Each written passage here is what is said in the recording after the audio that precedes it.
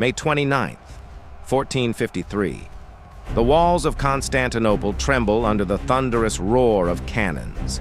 For 11 centuries, these ancient stones have stood unbroken, protecting the last remnant of the Roman Empire. But tonight, everything changes. 10,000 defenders face an army of 150,000. This is not just the fall of a city. This is the end of an empire that lasted over 1,000 years. This is the last stand of Rome. Constantinople, the bridge between East and West. Founded by Emperor Constantine in 330 AD, this magnificent city has been the jewel of Christendom for over 1,100 years. Protected by the greatest walls ever built, it has repelled countless sieges. Arabs, Bulgars, Crusaders, all have failed before these impregnable fortifications. But in 1453, a new threat emerges. Sultan Mehmed II, only 21 years old, has sworn to achieve what no conqueror before him could. He doesn't just want to capture the city. He wants to fulfill an ancient Islamic prophecy and claim the throne of the Caesars themselves. This is personal. This is destiny. Mehmed begins his preparation months in advance. He commissions the greatest weapon the world has ever seen, the monster cannon. Designed by Hungarian engineer Orban, this bronze behemoth is over 27 feet long and can fire a stone ball weighing 1,200 pounds over a mile. It takes 60 oxen just to move it, 200 men to operate it. When it fires, the sound can be heard 10 miles away. But Mehmed doesn't stop there. He assembles the largest army the medieval world has seen. 150,000 soldiers. 69 cannons line the walls. Hundreds of ships blockade the harbor. Against this overwhelming force stands Emperor Constantine XI with barely 7,000 defenders. The odds are impossible. But the emperor will not surrender. He cannot. He is the last Roman emperor, and he will die as one. April 6th, 1453. The bombardment begins. The great bombard fires for the first time, and the blast shakes the earth. The 1,200-pound stone ball smashes into the ancient walls, and for the first time in history, they crack. Day after day, night after night, the Ottoman cannons thunder. The noise is deafening. The walls that have stood for 1,000 years begin to crumble. Dust and debris fill the air. But the Byzantines refuse to break. Every night, under cover of darkness, they repair the damage. They build wooden palisades behind the breaches. They fill gaps with barrels of earth and stone.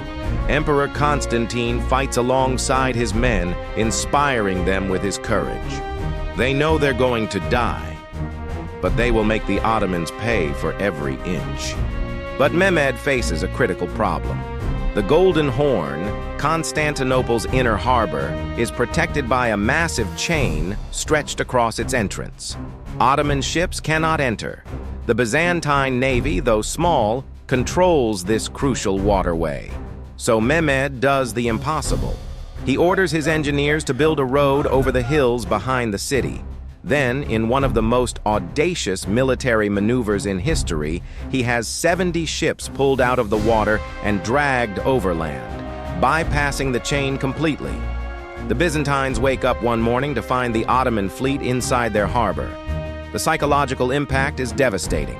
Now they must defend two fronts. The noose tightens.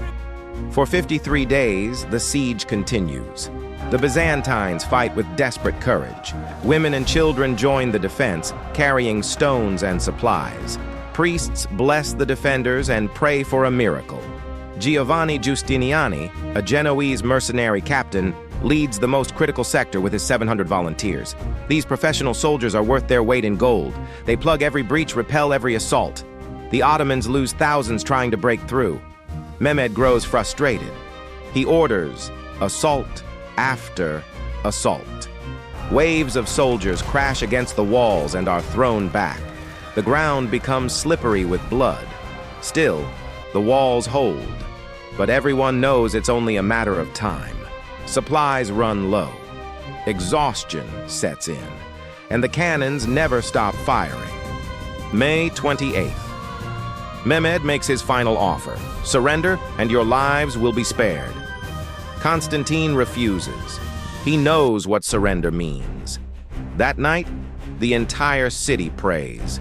In the Hagia Sophia, the great cathedral, thousands gather for one last mass.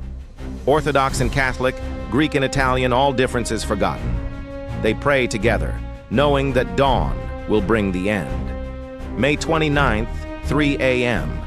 Mehmed launches his final assault. This time, he commits everything. Fresh troops, exhausted troops, everyone attacks at once. The Byzantines are overwhelmed. At the critical moment, disaster strikes. Giovanni Giustiniani is wounded by a cannonball. He's carried from the walls, and his Genoese soldiers follow, believing their commander is dying. The defense collapses. Ottoman troops find a small gate, the Kerkoporta, left unlocked by mistake. They pour through. On the walls, Constantine realizes the end has come. He tears off his imperial regalia. He will die not as an emperor, but as a soldier. He charges into the enemy alone, shouting, "The city is fallen, and I am still alive." No one sees him again. The last Roman emperor dies fighting in the streets of his capital. The slaughter lasts for hours. Ottoman soldiers rampage through the streets. The great church of Hagia Sophia, the jewel of Christianity for 900 years, is looted and converted into a mosque. Countless treasures of art and literature are destroyed forever. Thousands are enslaved. But Mehmed shows unexpected restraint. After 3 days, he orders the killing to stop. He enters the city and goes directly to the Hagia Sophia. Standing beneath its massive dome, he declares himself Caesari Rum, Caesar of Rome. The Ottoman Empire now claims to be the successor to Rome itself. Constantinople becomes Istanbul. The Byzantine Empire, the last continuation of ancient Rome, has finally ended. A realm that began with Augustus Caesar in 27 BC, that survived barbarian invasions, civil wars, and crusades, has fallen after 1,480 years. The medieval world is over, the Renaissance is beginning, and the map of the world will never be the same. The fall of Constantinople sends shockwaves across Europe. Christian kingdoms are terrified. The Ottomans now control the strategic link between Europe and Asia. Trade routes shift. Scholars flee west, bringing ancient Greek and Roman manuscripts with them, fueling the Renaissance. Christopher Columbus will seek a western route to Asia specifically because the Ottomans control the East. The Protestant Reformation, the age of exploration, the modern world, all are influenced by this single event. And Constantine? His body was never found. Some say he died in the final battle, buried in a mass grave. Others claim he was turned to marble, sleeping beneath the city, waiting to awaken when Constantinople is Christian again. Legend or not, his sacrifice is remembered. The last Roman emperor died defending the eternal city, and in doing so, he became immortal. From the walls of Constantinople to the fields of Belgium, the Roman Empire has fallen, but another empire is rising. The next episode of Battles That Changed History drops next week. Waterloo awaits. Don't miss it.